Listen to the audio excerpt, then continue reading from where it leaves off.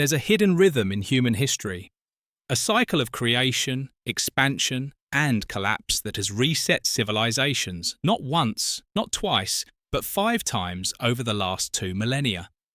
Each time the result was the same: debts erased, savings destroyed, wealth shifted with brutal precision.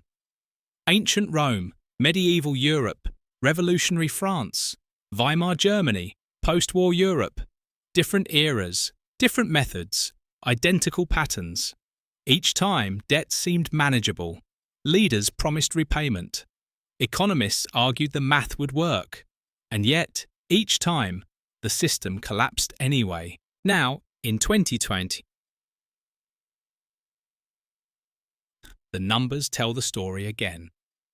Global debt has reached an astronomical $300 trillion, more than 3 times the total global economic output.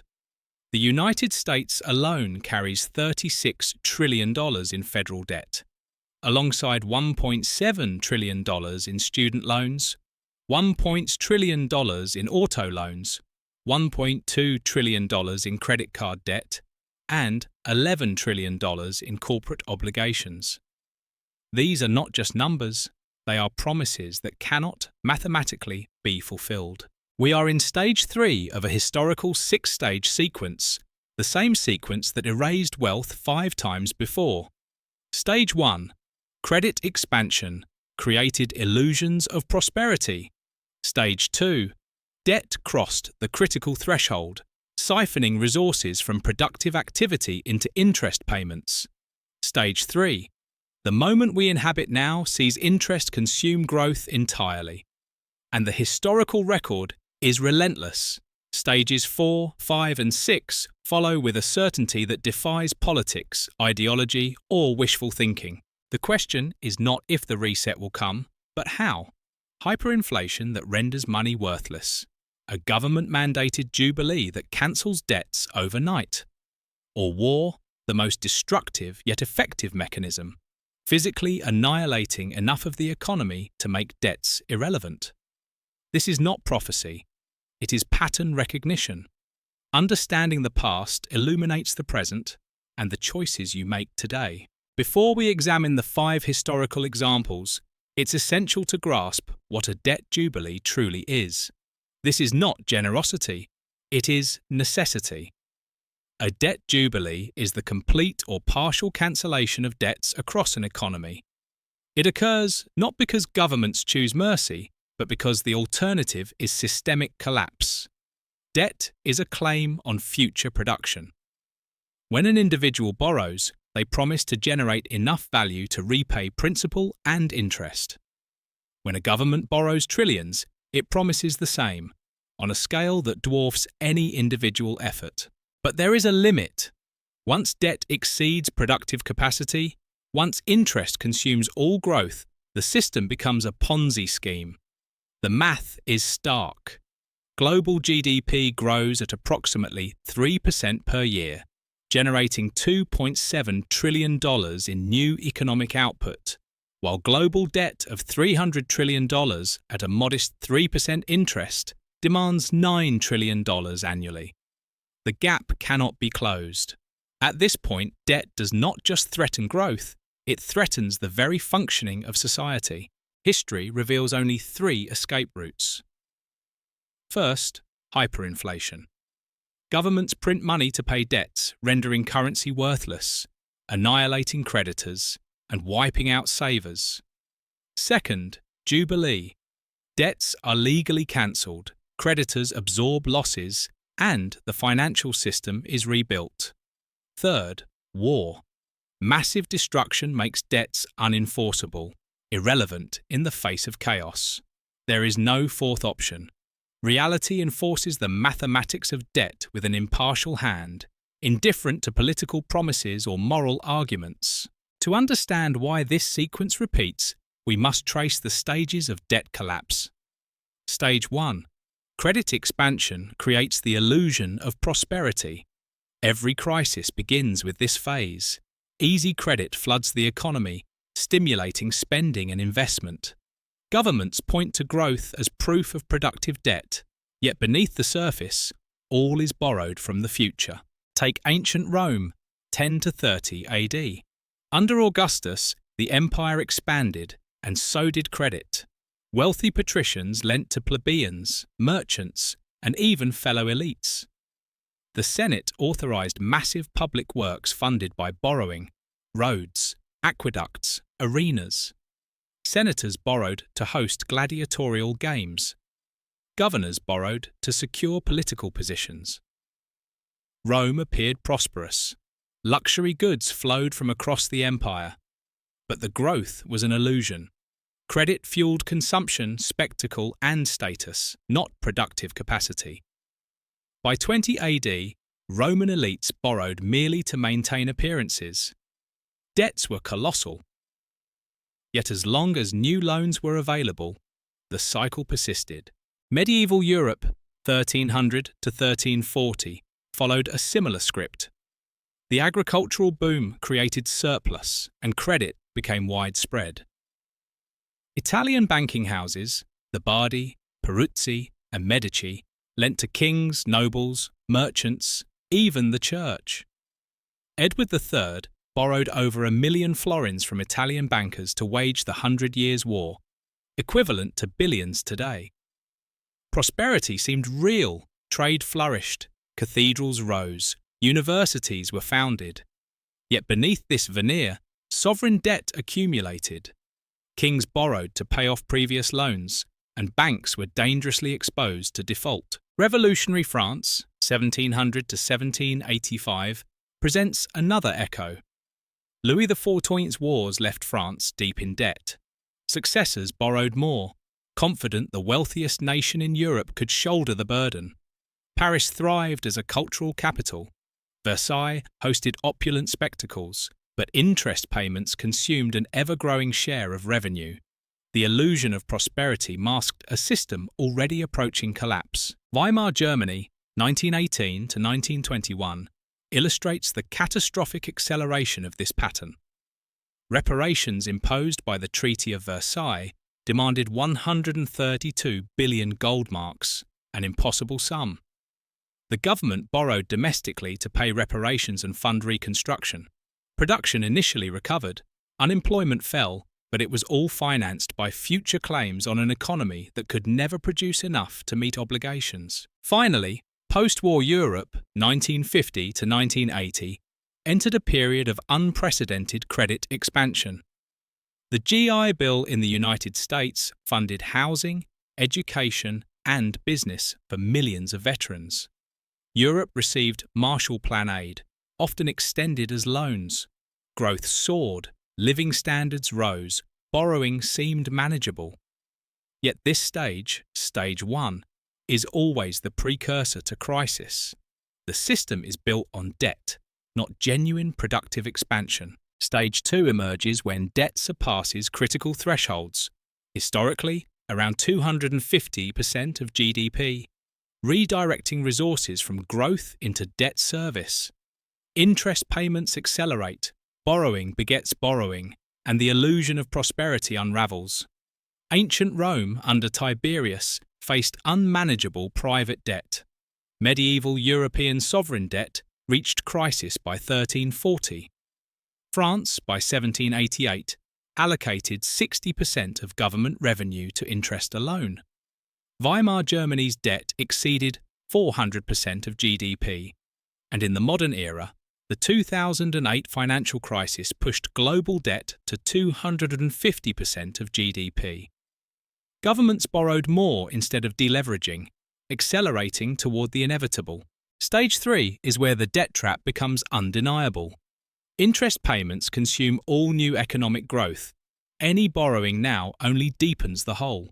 At this point, the system stops expanding, stagnates, and begins a slow, inexorable contraction. The math is no longer a theory, it is reality. In ancient Rome, by 33 AD, the system froze. Creditors demanded repayment, debtors had no means to pay. Commerce stalled, land prices collapsed, and interest on accumulated debts drained the productive output of the empire. Wealth flowed from debtor to creditor, Yet there was no wealth left to move. The illusion of prosperity was gone. The economy was trapped. Medieval Europe reached this stage in 1345. Edward III defaulted on his debts to the Bardi and Peruzzi banks. These financial giants, which had lent beyond their capital capacity, collapsed. Without credit, trade froze. Interest payments consumed every kingdom's revenues. Growth halted. Europe teetered on the edge of systemic failure. Then, history intervened. The Black Death arrived. Plague killed 30 to 50% of the population within 3 years. Labour scarcity pushed wages higher. Debts became unenforceable, not by policy, but by apocalypse. Death itself acted as a reset, erasing obligations with a cruel impartiality. In France, 1788, the monarchy was similarly trapped. 60% of revenue went to interest alone. The Crown borrowed just to cover previous loans, a textbook Ponzi scheme. Finance Minister Necker published figures exposing the insolvency. Creditors refused reform. The Third Estate demanded default. Political pressure boiled into revolution. Debtors versus creditors. Poor versus elite. The stage was set for upheaval. Weimar Germany, 1922 to 1923, accelerated the pattern into a literal inferno. Reparations, domestic debts, and reconstruction costs exceeded revenues. The Reichsbank printed money continuously. Inflation soared, doubling prices, then doubling again. The currency disintegrated. Savings evaporated. Debts persisted in gold marks, making repayment impossible. Ordinary Germans watched as their lifetime savings were obliterated, while creditors lost everything. By mid-1923, hyperinflation reached its peak. A single US dollar equaled 4.2 trillion marks. Workers were paid twice daily, spending immediately to avoid further loss. The currency became a tool of debt erasure. Modern parallels are stark. Between 2020 and 2025, the United States has been spending close to $900 billion annually on interest alone, more than the defense budget. Global interest on $300 trillion in debt, even at a modest 3%, demands $9 trillion per year, while global GDP growth produces only $2.7 trillion. The numbers are unarguable. Every new dollar of economic output is consumed servicing old debts. We are stage 3, trapped in a global debt Ponzi scheme with no exit in sight. Stage 4 is the point of recognition. The moment when anyone with a calculator, a ledger, or a grasp of mathematics sees that repayment is impossible. It is not a question of desire, ideology, or political will. It is arithmetic. Rome, 33 AD, reached this moment when even the Senate recognized the insolvent state of its elites. Laws tried to prop up land prices, but creditors refused to lend. Debtors could not repay, and debtors' prisons overflowed. In medieval Europe, by 1347, restructuring efforts proved futile. Edward III's revenue could not cover obligations, even over decades. Creditors began writing off loans. The system was functionally bankrupt. France, 1789, faced public awareness that even extreme austerity would not suffice. Numbers proved insolvency. Public demand for default became revolutionary. Weimar Germany, 1923, had hyperinflated so rapidly that repayment in gold was mathematically impossible. Everyone understood it. The system could not honour its debts. Today, 2025, global recognition is spreading. The US would need budget surpluses of $1 trillion annually for 36 years just to cover federal debt while also servicing interest. Tax hikes of 50% or spending cuts of 70% are politically inconceivable. Global debt requires paying back over 3 years of total world output while still maintaining societies, governments, and economies.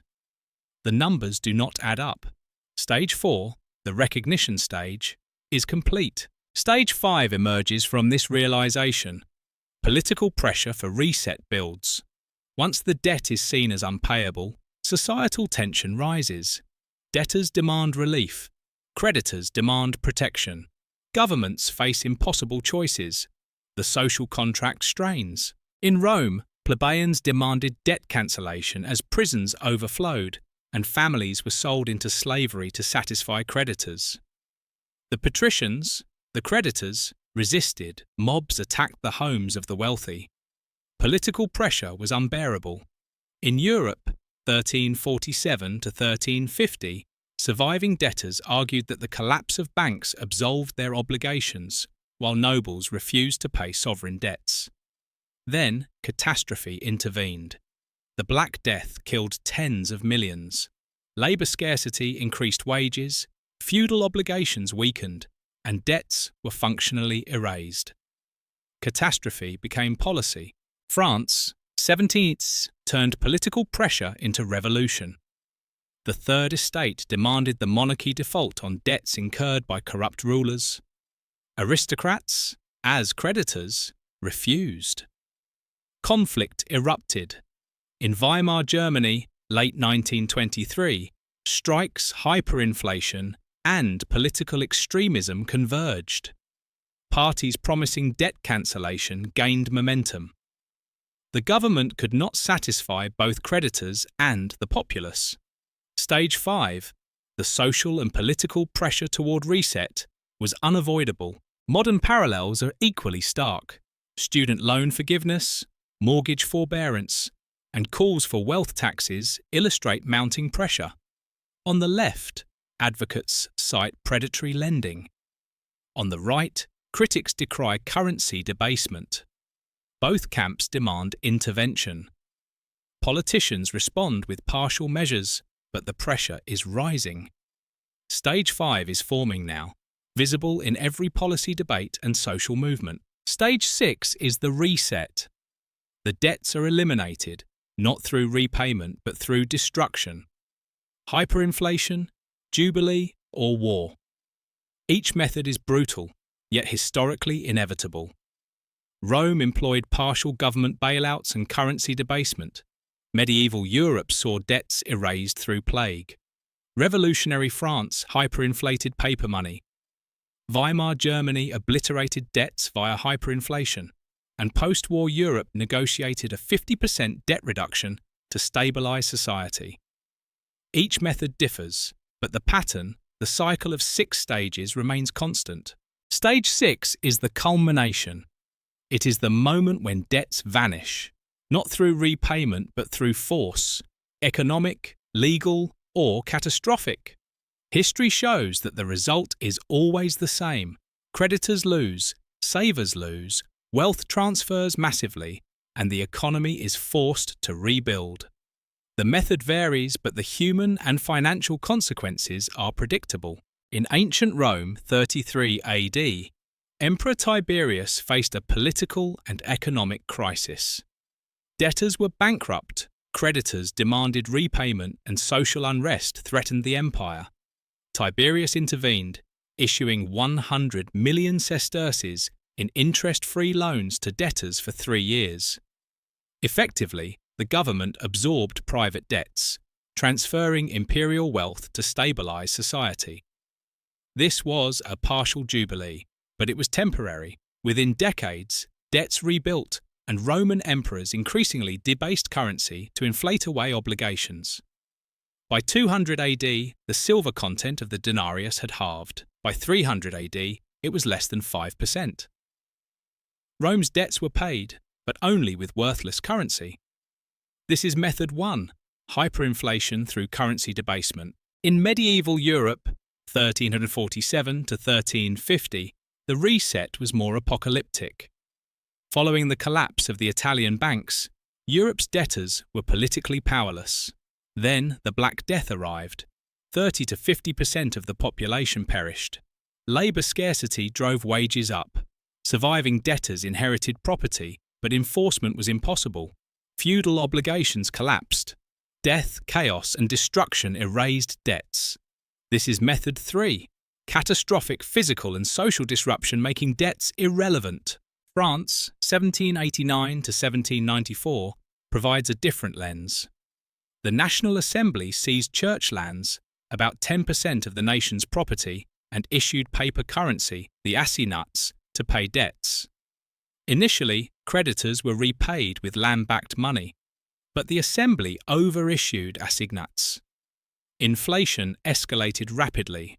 By 1794, assignats had lost 99% of their value. A debt owed in paper money was effectively cancelled, creditors were wiped out, the currency became worthless, and revolutionary France reset its financial system. Another instance of Method 1, hyperinflation, Weimar Germany, 1923, represents the most extreme case. Hyperinflation reached its apex in November. The Reichsbank printed 500 quintillion marks per day. A single US dollar cost 4.2 trillion marks. Workers were paid twice daily, spending immediately before wages evaporated. Mortgages, personal loans, corporate debt, all repaid in worthless currency. Savings accounts became worthless. Creditors were obliterated. Debtors effectively escaped. By December, the Rentenmark replaced the old mark, backed by land and industry. The slate was wiped clean. Hyperinflation erased debts within a single year. Post-World War II, Europe approached the problem differently. West Germany owed staggering obligations from reparations and pre-war debts, totaling more than the country's GDP. The London Debt Agreement of 1953 was a negotiated jubilee. Creditors, primarily the United States, UK, and France, agreed to write off half the debt and restructure the remainder with low interest and extended terms. Unlike Rome or Weimar, this was orderly, legal, and politically calculated to prevent extremism. It preserved social stability while erasing unsustainable obligations. This is Method 2, negotiated debt relief. Mapping these 6 stages to today is revealing. Stage 1, credit expansion, occurred during the late 20th century. From 1980 to 2008, the Great Moderation saw mortgages, student loans, corporate debt, and sovereign debt explode. The economy grew, living standards rose. But it was borrowing masquerading as prosperity. Stage 2, debt exceeding 250% of GDP, emerged during and after the 2008 financial crisis. Governments borrowed more instead of deleveraging. By 2020, global debt reached 320% of GDP. Emergency measures during COVID-19 pushed it further to 350%. Stage 2 is complete. The tipping point passed and interest obligations began to consume economic flexibility. Stage 3, interest payments consuming all growth, is unfolding now. The United States spends nearly $1 trillion annually on interest. Globally, interest on $300 trillion of debt at 3% averages $9 trillion, while GDP growth contributes only $2.7 trillion. The trap is active, and every new dollar of production is claimed by old debts. Stage 4, recognition, has already arrived. Anyone calculating with care can see that the debt will never be repaid. US federal debt plus unfunded liabilities would require impossible tax hikes or spending cuts to meet obligations. Global debt similarly exceeds realistic repayment capacity. Awareness is spreading. Debts cannot be honoured. Stage 5, political pressure, is also evident. Student loan forgiveness, wealth taxes, MMT advocates, and debt relief for developing nations all reflect rising pressure to reset obligations. On both left and right, citizens demand intervention. Politicians provide partial measures, but they do not solve the underlying problem. Stage 5. The political and social tension toward reset is here. Stage 6. The reset itself is coming. History teaches the forms it can take. Method 1. Hyperinflation. In the US, this may not mirror Weimar overnight. Instead, High, persistent inflation, 10 to 20% annually over a decade, erodes debt in real terms while maintaining the fiction of repayment. Federal obligations, student loans, and corporate debts are effectively paid in dollars that are half as valuable as today.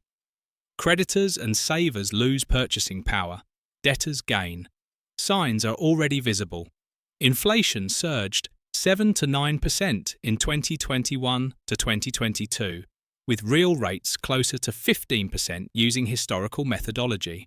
Method 2. Jubilee. While a large-scale, politically coordinated jubilee is unlikely in the US, partial examples exist. Student loan forgiveness represents a $1.7 trillion partial jubilee. Mortgages, auto loans, or credit card debt could be next.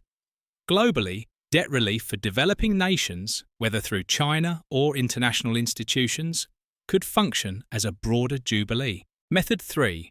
War. This is the darkest scenario, a major conflict that destroys physical capital and kills enough creditors to make debts unenforceable would reset obligations, much as World War II did for Europe. Though we hope to avoid this, historical patterns show that when debts are unpayable and political deadlock persists, war has often been the ultimate enforcer. The likely path is a combination: persistent inflations eroding debt, selective partial jubilees, regional conflicts, not a world war, but enough disruption to make obligations unenforceable. This could take a decade or more. When stage 6 arrives, the consequences are distributed unevenly. History is clear: some suffer catastrophic losses, while others survive, and even thrive.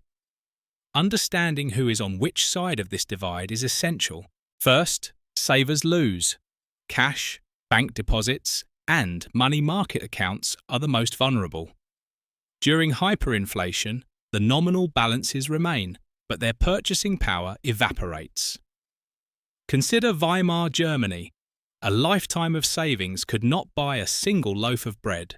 In France during the Revolution, assignats became virtually worthless. Today, even modest cash holdings are at risk if persistent inflation takes hold. $100,000 in a savings account could buy only half of what it does today within a decade. Bonds fare similarly. Fixed income instruments return nominal interest, but when inflation is 15%, real returns are deeply negative. Second, fixed income earners lose. Retirees living on pensions, annuities, or Social Security suffer silently. Their payments remain nominally the same, but real purchasing power declines. A $3,000 per month pension could effectively shrink to $1,500. This is a demographic often unprepared for stage 6. Historical patterns show that those dependent on fixed, pre-agreed payments are disproportionately affected during debt resets. Third, creditors lose. Anyone holding loans, bonds, or other forms of debt-based claims suffers when the debt is erased. In every historical example, creditors bore the brunt of the reset. In Weimar, bondholders were wiped out. In revolutionary France, lenders to the crown lost everything.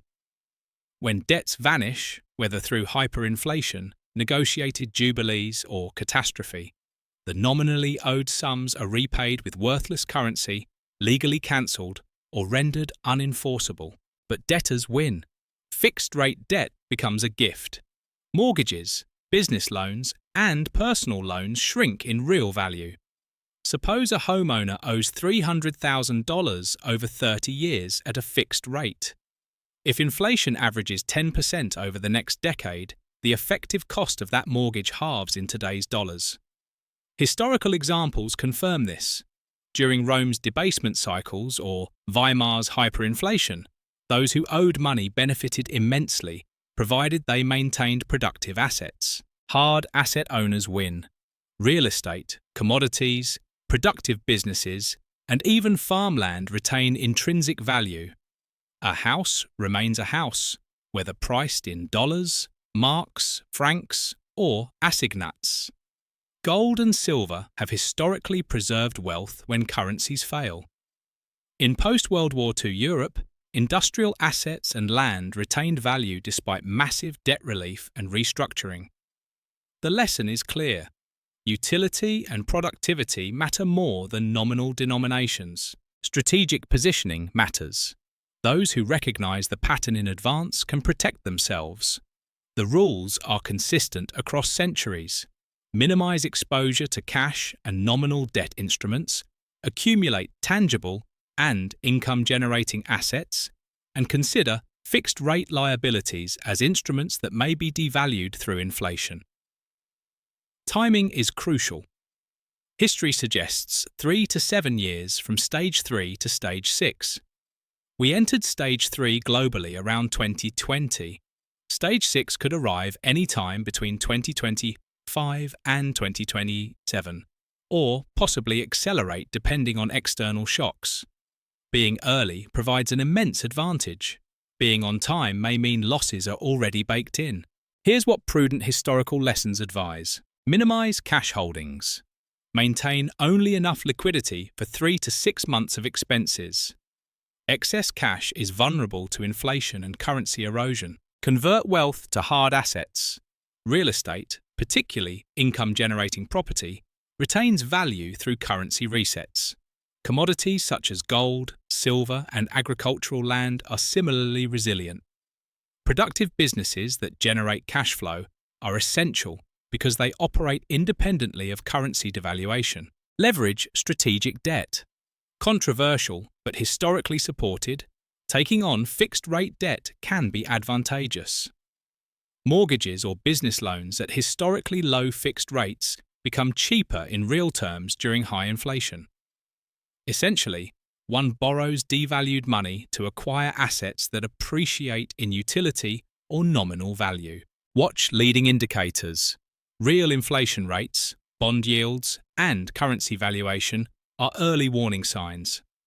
If Treasury yields spike above 6 to 7%, creditors are signaling perceived inflation risk. This is a signal that Stage 6 is approaching. Time is limited. Stage 3 to Stage 6 historically spans 3 to 7 years. Delay can be costly. Acceleration is possible as crises compound. Understanding these dynamics is not abstract. It is survival strategy. Those who fail to recognize the pattern risk seeing savings, fixed incomes, and bond holdings evaporate. Those who position correctly survive and often thrive. The past 2 millennia offer a clear roadmap.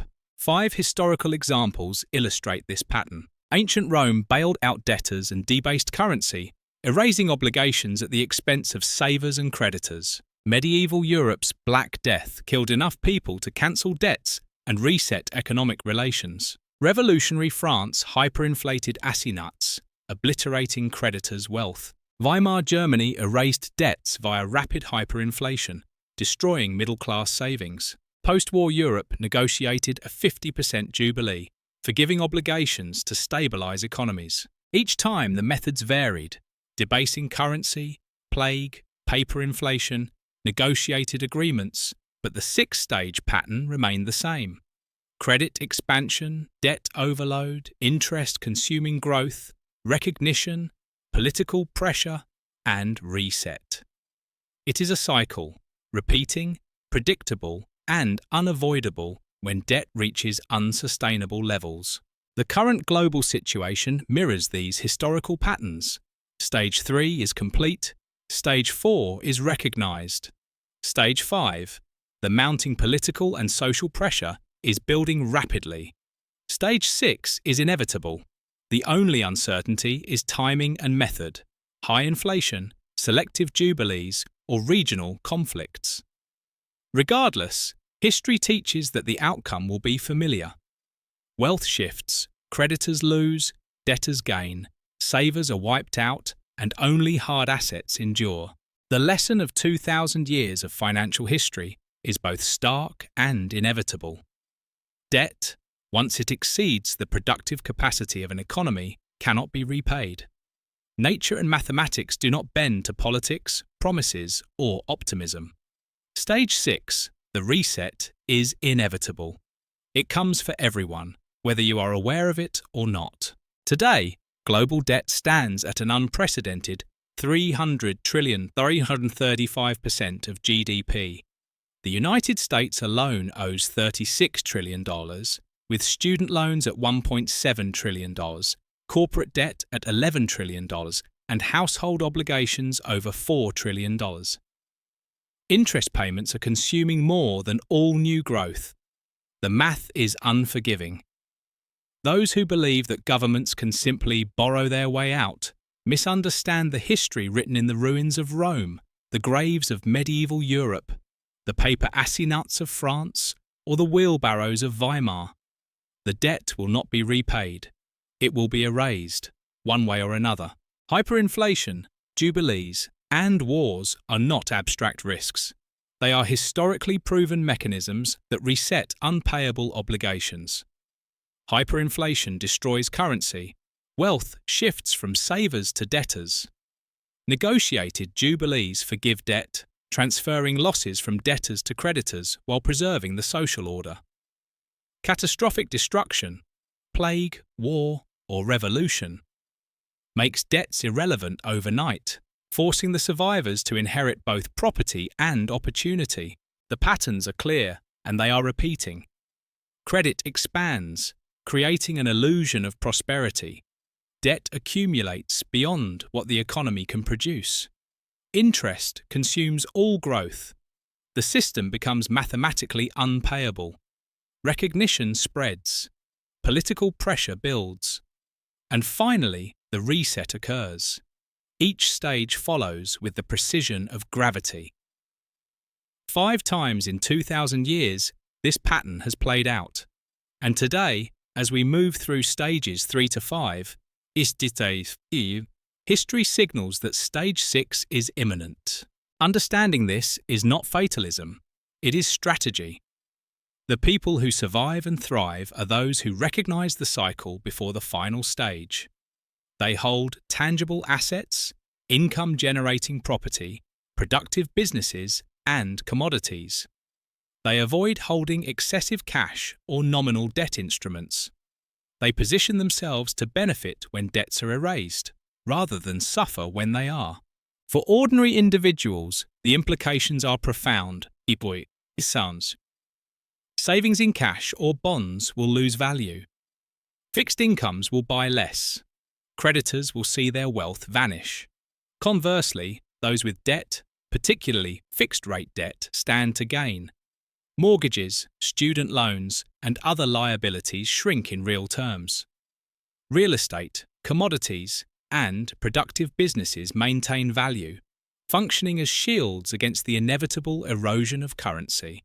Beyond personal finance, there is a philosophical lesson. Wealth, in its most enduring form, is not denominated in paper, but in utility, productivity, and resilience. Money can vanish overnight, but a productive farm, a factory, or a home does not. Hard assets are timeless, measured not by numbers in a ledger, but by the value they provide to life itself. Those who see this understand history as more than dates and statistics. They see it as patterns, lessons, and opportunities. The final warning is both cinematic and unambiguous. Stage 6 will arrive. It may be inflation that slowly erodes the dollar, selective jubilees that wipe out debts politically, or disruptive events that physically reset economies. Ordinary people who fail to recognize the pattern will lose wealth, influence, and opportunity. Those who prepare, who understand the cycle, position their assets wisely, and anticipate the reset will survive, thrive, and inherit a world recalibrated by centuries of financial logic. History is not destiny, but it is instructive. 2,000 years of repeated debt crises have shown that when obligations exceed what an economy can repay, reality intervenes. Creditors lose, savers lose, and debts vanish, whether through currency destruction, negotiated forgiveness, or catastrophe. The cycle is mechanical, inevitable, and impartial. Right now, as global debt accelerates and interest consumes growth, We are in the midst of this repeating drama. Stages 3, 4 and 5 are unfolding before our eyes. Stage 6, the reset, will follow, just as it has 5 times before. The only question is whether we recognise the pattern in time, whether we act wisely, protect what we can, and position ourselves to survive the coming shift. This is the rhythm of financial history. It is relentless, impartial, and precise. And for those who understand it, it is not a warning to fear, but a roadmap to act. Hard assets endure, cash evaporates, creditors lose, debtors gain. Wealth transfers, power shifts, and economies rebuild. The reset is coming.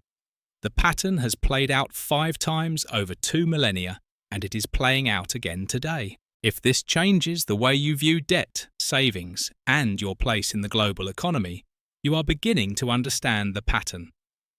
The stakes are real, the cycles are inevitable.